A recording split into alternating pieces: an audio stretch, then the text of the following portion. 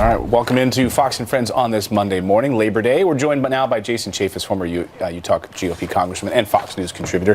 Thanks for joining us on the couch. Hey, good morning. Hey, thanks for having me. We had a lot to talk about this morning. First, let's start off with North Korea. You saw the possibility of another ballistic missile test by North Korea on this Labor Day. This comes a few hours, 24 hours after this hydrogen bomb test, and now the White House saying expect an overwhelming military response. What should the response be? Well, we have to be prepared for that. I mean, we should assume as the United States that North Korea is actually going to do what it says it's going to do, which is they want to annihilate the United States of America and our allies, Japan and South Korea.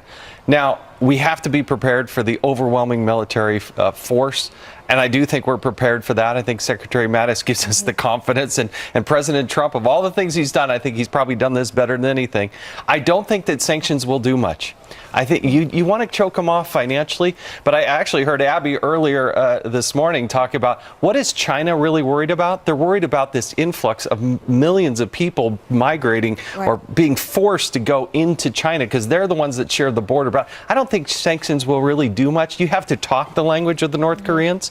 And that is force. This is why this issue dealing with North Korea, Jason, has been such a complicated one for presidents going back. You think about George H.W. Bush all the way back then. They have struggled to figure out exactly how to handle North Korea because when you put the options on the table, there are no good ones. And you think about the alternative of going to war. Do we really want a second war in Korea, right? I mean, it's disastrous when you think about it. I think in retrospect, we did not do enough to choke them off financially, but I do think we have to push them.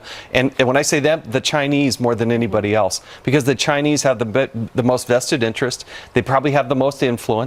And they don't want to see all these people flee out of North Korea into China. They also don't want to see the Americans at their border, right? They don't want to see a unified peninsula because that would likely mean the South and the North unite, not on the terms of North Korea. But if you're either going to get a shooting war or you're going to get a trade war. I mean, and honestly, if you either need a trade war with China to incentivize them to actually put the screws to Kim Jong-un to denuclearize, or you have to be willing to preemptively strike. If you don't do one or the other, you're going to get a nuclear North Korea. Can we live in a world where we have a nuclear North Korea with the ability to deliver it, as well as in Iran that can do the same thing, which is on the precipice, has partnered with North Korea. We know that. So do we have the will in Washington, honestly, to do what is necessary to prevent that? Otherwise, we will live in that blackmail world. Look at it from Kim Jong-un's view.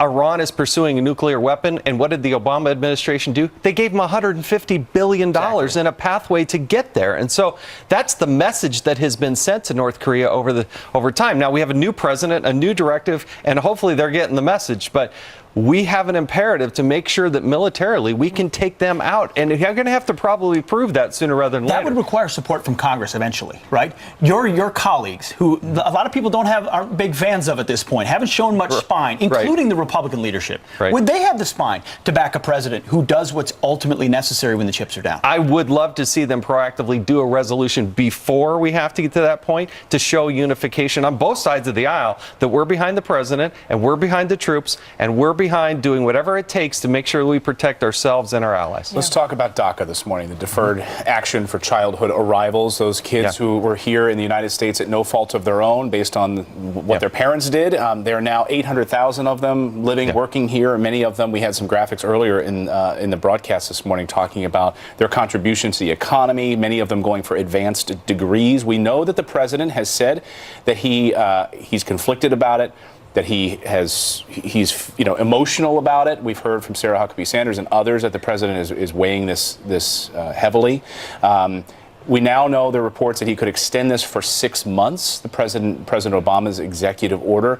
What needs to happen? What is Congress? It sounds like they're punting it to Congress. Do something. Put some actual legislation together that would take care of this. Is that what's going to happen? Look, President Trump was elected with an overwhelming mandate. He had 30 out of the 50 states that voted for him, including states like Arizona, who are deeply affected by this. I think the president should do exactly what he campaigned on. Lock down that border, get rid of the rewards and incentives, and I do reject amnesty. Now, I do think Congress can go back, not a pathway to citizenship. My guess is there'll be some version of legality that they could get to.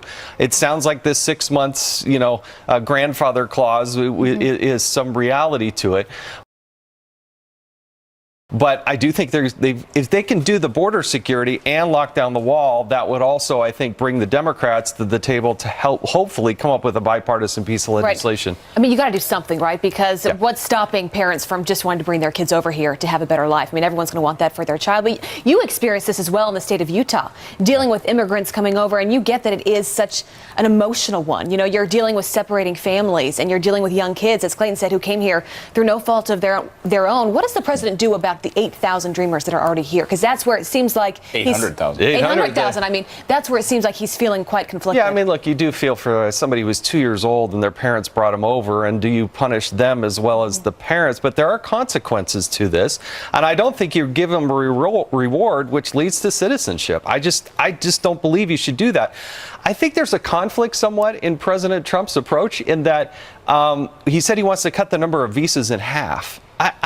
Personally, I don't buy that, because I want people coming in through the front door. I want more legal immigration, but I want to get rid of the illegal immigration. Part of the issue, I'm sorry, Pete, I was going to say, part of the issue here emotionally is that, under the Obama administration, it was sort of encouraged, come out of the dark. That's what we kept hearing. Yeah. Come out of the shadows, come out of the dark.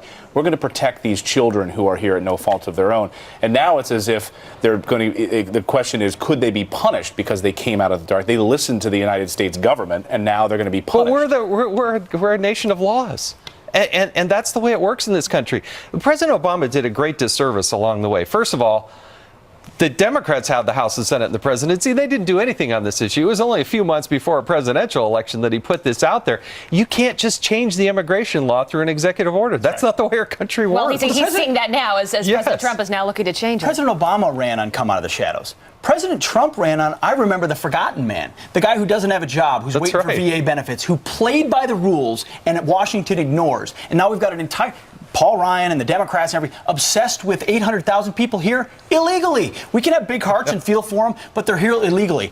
Do you really believe that this Congress will do something on that before they say build a wall? Yeah, which this president was elected. No, seriously. Because now Republicans... Amnesty. No wall means the problem never gets solved. Is Congress ever going to truly be serious about this? Because now Republicans run the show. Well, everything. Yeah. Well, again, one of my great frustrations is Congress's ability to actually get stuff done. But does Paul Ryan understand that? Does he understand how disconnected he is from the average voter who says Washington, D.C. does not serve my But you know what? interests? I think the people in the House are terribly frustrated because there are more than 200 bills that have passed in the House of Representatives that are sitting in the United States Not Senate. the wall. But I know.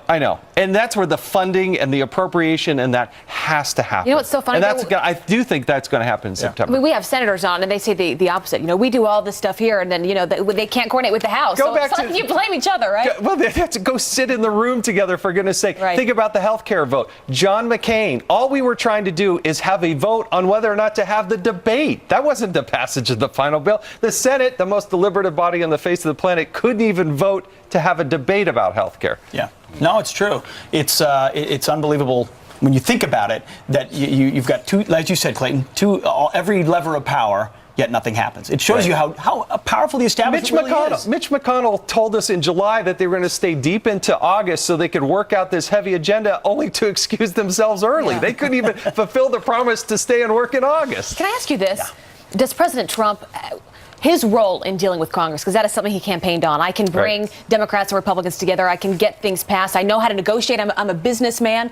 You've been in Congress while he's been president. Yeah. How is he done in that job? Does he need to do more as the commander-in-chief to force Congress's hand? President Trump has fulfilled every end of the bargain that he was supposed to do. The appointment of a Supreme Court justice that we all like, and he got it passed. That's what he's supposed to do. He is there to sign bills that Congress passes, but he can't do that if Congress doesn't actually put them on his desk. So much better than President Obama, who wouldn't even engage in these discussions. But I see a President Trump who's bending over backwards to try to facilitate that and get bills done. And we barely talk about the untying of the hands of the warfighters in places like Iraq and Syria, where ISIS is largely, a lot of the ground we've taken back is under this administration because they're finally allowed to fight and win wars. Well, speaking of violence of a different sort, but here as it pertains to protesting, the FBI and DHS recently warned they warned in 2016 during the Obama administration of increasingly violent clashes with Antifa. So documents are now coming out. Why would it be that they would not warn about Antifa when they knew about it at first? Well, they really should. They need local law enforcement that is engaged in this process.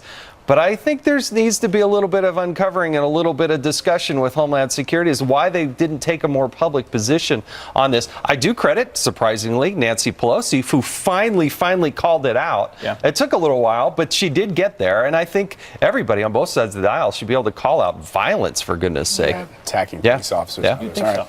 All right. Jason, great to see you this morning. Jason, Thanks. good to have you. Are you on the Happy specialist Labor Day. tonight? The specialist this All right. afternoon, 5 o'clock. We'll see you.